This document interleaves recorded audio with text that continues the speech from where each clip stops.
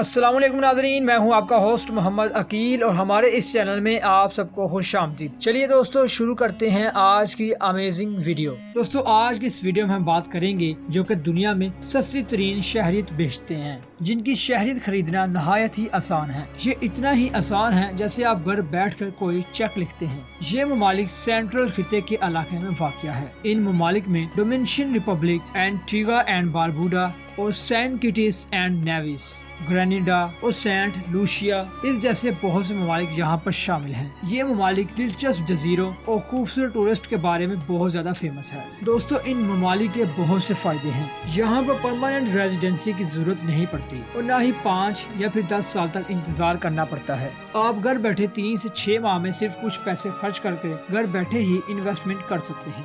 یہ ان ممالک کی طرح نہیں ہے جہاں آپ پہلے پڑھنے جاتے ہیں، جو کہ کافی سال رہنے کے بعد میں پرماننٹ ریزیڈنسی کا دعویٰ کرتے ہیں اور دیگر لینگویج وغیرہ کا ٹیسٹ بھی دینا پڑتا ہے، مگر ان ممالک میں ایسا کچھ بھی نہیں کرنا پڑتا۔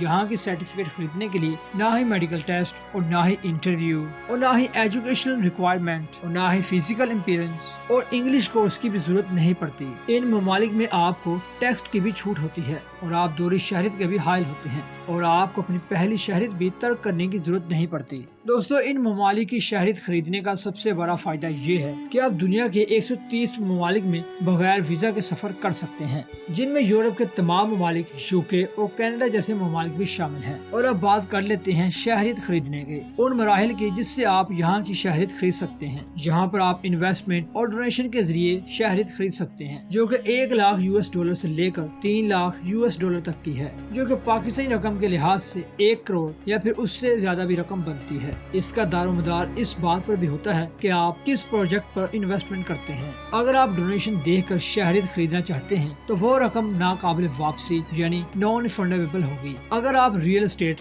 یعنی پراپرٹی میں انویسٹ کرتے ہیں تو آپ اپنا پیسہ 5 سال بعد واپس لے سکتے ہیں، لیکن اگر آپ 5 سال کی مدت پوری نہیں کرتے اور اپنا پیسہ واپس لے لیتے ہیں تو آپ شہریت لینے کے بھی اہل نہیں رہیں گے۔ دوستو اگر آپ کو آج کی ویڈیو کافی پسند آئی ہو تو ویڈیو پسند آنے کی صورت میں ہمارے چینل کو سبسکرائب، لائک اور شیئر کیجیے گا۔ دوبارہ جلد حاضر ہوں گے ایک اچھی اور نئی ویڈیو کے ساتھ۔ اجازت دیجیے، اپنا خیال رکھیے گا۔ اللہ حافظ۔